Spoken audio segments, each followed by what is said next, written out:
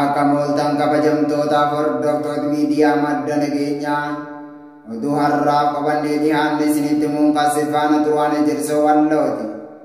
Oduu keenya jalqabaatiin walloo keessatti humni addaa naannoo Amaaraa kan faannoo ofiin jedhu ilmaan Oromoo badii takka malee Oromummaa isaanii qofaaf konkolaachistoota sabaan Oromoo ta'an hidhaatti ukkaamsaa jiraachuun himame. Oduun gabaasa kanaa akka itti aanutti isiniif dhiyaata. Kibba Walloo magaalaa Harbuu jedhamu keessatti humni shiftaa Amaaraa kan maqaa seera kabachiisuu jedhuun godina Walloo keessatti buufamtee jirtu ilmaan Oromoo guyyaa guyyaan dararuu irra darbe konkolaachistoota sabaan Oromoo ta'an ukkaamsaniidhaa jiraachuu maddi keenya madda nageenyaatti hime.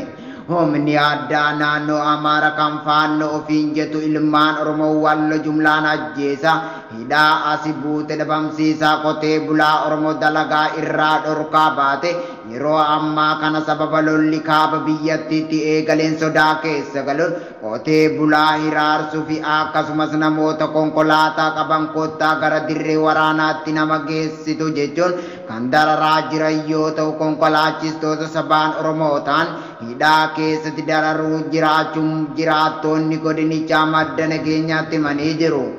Fiinxaaleeyyiin Amaaraa kunniin kaabinoota godinichaa waliin ta'uun kan shira xaxaa jiran yoo ta'u gama kaaniin akka qotee bulaan hiriira beejuunta yookaan waraana Tigraay TDF balaaleffataniif kan dhiibbaa godhaa jiran ta'uu qotee bulaan maqaa gargaarsa garaagaraa siniif goone jechuun lolicha irratti akka hirmaatu gochuu akkasumas birmadummaa biyya keessaniif namni lola kana irratti hin hirmaanne ilaalcha biroo qabdu jechuun uummata dararuuf akka deeman maddi keenya qaama mootummaa keessa jiru himee jira. Akka maddi keenya gabaasanuuf laata jedhutti hawaasni godinichaa lola kana irratti hin hirmaannu kan jiran yoo ta'u namoonni konkolaataa qabanis didaa kan jiran ta'uu fi sababa dinadiif dararaa jiraachuu maddi keenya gabaasanuuf laata eeree jira. Guyyaa kaleessa kibba Walloo kan taate magaalaa Harbuu jedhamtu keessatti konkolaachistoota sabaan Oromoo ta'an hidhaatti guura jiraachuu jiraattonni magaalichaa himaa jiru. Namoonni kunneenis badii takka malee Oromummaa isaanii qofaaf yakkuun kan hidhaman ta'uu himamee jira. Olola mootummaan faashistii Abiy Ahmed WBO zoonii kibbaa Cibran Soddon Booroo balleessine jechuun oofaa jiru. Ajajaan waraana bilisummaa Oromoo zoonichaa Jaalliban Gurraacha soba dhugaa irraa fagaate ta'uu ibsee jira. Utuun gabaasa kanaa dabalataan akka itti aanutti isiniif dhiyaata. Olola mootummaan bilxiginaa WBO zoonii kibbaa balleessinee jirra jedhu ajajaa zoonichaa saaxilee jira. Ajajaan waraana bilisummaa Oromoo WBO zoonii kibbaa Cibran Soddon Booroo olola mootummaan bilxiginaa ABO shanee zoonii kibbaa barbadeessinee jirra jechuun tibba kana ajandaa godhatte burjaajila oofaa jirtu ajajaa zoonichaa soba ta'uu ifaatti saaxilee jira. Jaalliban Gurraacha ajajaan waraana bilisummaa Oromoo WBO zoonii kibbaa Cibran Soddon Booroo yoo ta'u turtii har'aati biyyaalessa Oromiyaa waliin taasiseen olola mootummaan bilxiginaa kufaatii irra jirtu WBO zoonii kibbaa barbadeessinee jirra jechuun olola oofaa jirtu saaxiluun dhugaa lafa jirtu kaa'ee jira. Abdiif gaachanni saba Oromoo WBO zoonii kibbaa Cibran Soddon Booroo barbadaa'u miti lafa to'annoo isaa jala oolche irraa akka seentimeetira tokko of duuba hin deebine ajajaa zoonichaa turtii ONM waliin taasiseen himee jira. Ajajaan kun lola mootummaa Impaayerii Itoophiyaa waliin guyyaa guyyaan taasisaa jirruun mootummaan injifannoo galmeessu miti reeffa isaayyuu fudhachuu akka dadhabe himee jira. Haaluma kanaan jimaata dheengadda jechuun hagayya 26 bara 2022 mootummaan faashistii Abiy Ahmed waraana isaa hidhannoo guutuun Oromoof Oromiyaa irratti bobbaasu konkolaataa 15 nagallee irraa kaate deemaa jirtu haatee itti hidhuun bakka addaa culul yookaan Mosgol jedhamutti tarkaanfii laalessaa irratti fudhatuun injifannoo boonsaa galmeessaa jiraachuu kan ani yoo ta'u meeshaalee gurguddaa gosa garaa garaa kanneen akka qawwee EKM 34 rasaasa kilaashii 2200 bireenii tokko siinaayipera tokko diishqaa tokkoo fi kan kana fakkaatan irraa hiikuun galii mooraa qabsoo bilisummaa Oromootiif oolchu turtii ONM waliin taasiseen himee jira. Akkasumas mootummaan bilxiginaa biyyan bulchu ofiin jedhu olola Oromoof Oromiyaa irratti labsuun alatti qotee bulaa Oromoo qotatee akka ofiin tajaajille kan dhorkaa jiru ta'uu fi aanaalee akka Gumii Eldalloo Aanaa Liiban keessatti qotee bulaan Oromoo qonna qotatee midhaan yoo facaase shanee keessatti qallabuuf jechuun qotee bulaa hiraarsaa jiraachuus ajajaan waraana bilisummaa Oromoo zoonii kibbaa kun gadi fageenyaan ibsee jira. Gama kaaniin mootummaan impaayera Itoophiyaa Abiy Ahmed shira garaa garaa ta'uun uummata Oromoo fi Somaalee kallattii saniin jiru walitti buusuuf carraaqqii guddaa kan godhaa ture yoo ta'u waraanni bilisummaa Oromoo zoonichaa uummata lamaan walitti fiduun mariisisee araara buusuuf shira xaxamaa jirus ibsuun uummatichi akka nagaa waliin jiraatan godhee jiraachuu ajajaan waraana bilisummaa Oromoo waboo zoonii kibbaa Cibran Soddon Jalliban gurraacha himee jira. Qeerroon bilisummaa Oromoo yaamicha gochuun aarsaan Oromiyaa diiguuf godhamaa jiru Oromiyaa ijaaruuf haa ta'u jechuun yaamicha isaa dabarsee jira.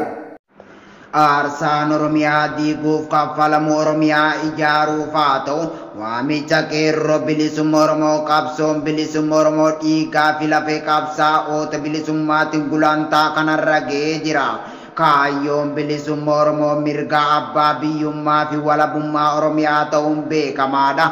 Ilmaan Oromoo akeeka fi kaayyoo tiksitoota sirna muufa faana hiriirtanii qe'ee Oromoo mancaasaa jirtan gara moora qabsoo bilisummaa Oromooti akka deebitan gadi jabeessinee isiniif dhaamna. Saboonni cunqurfamtoonni impaayericha keessa sirnicha ofirraa qolachuuf xiqqaarraa hanga guddaatti qabsoo saba isaaniitti makamaa jiru.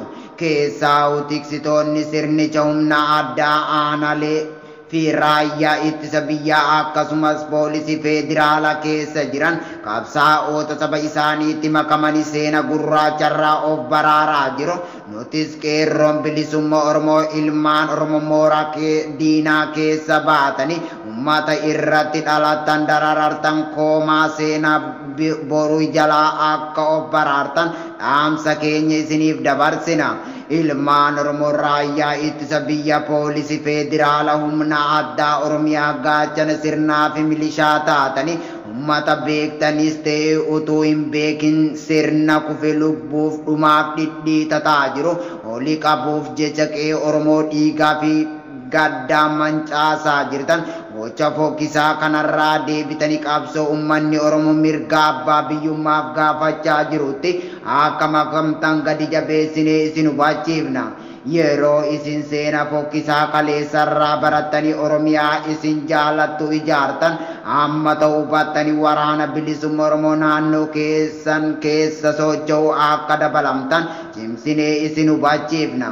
Tarkaanfii waayillan keessan diinaaf meeshaa ta'uu dhiistanii gara moora qabsoo bilisummaa Oromoo waraana bilisummaa Oromooti akka makamaa jiran waan jabeeffamuuf tarkaanfii sirrii ta'uu hubattanii qe'ee abbaa keessanii waraana isin keessa jirtaniin kabajaa dhabeetti kabajaa akka hortan isiniif dhaamna.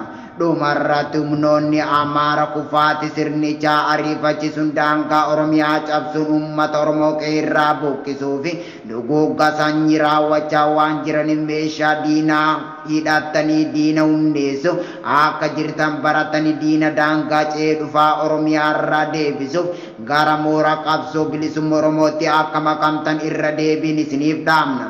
Maayii irratti uummanni Oromoo bal'aan quba qabaachuu kan qabu lola amma humnoota impaayiratti to'atanii jiranii fi to'ataa turan gidduutti adeemsifamaa jiru ilaalchise kaadiroonni mootummaa yeroo itti dhara dhugaa fakkeessuun uummata keenya burjaajessanii uummata Oromoo lola isaaniin ilaallanne irratti humneessuuf qabeenya akka qisaasuuf kakaasaa jiran ni mul'ata.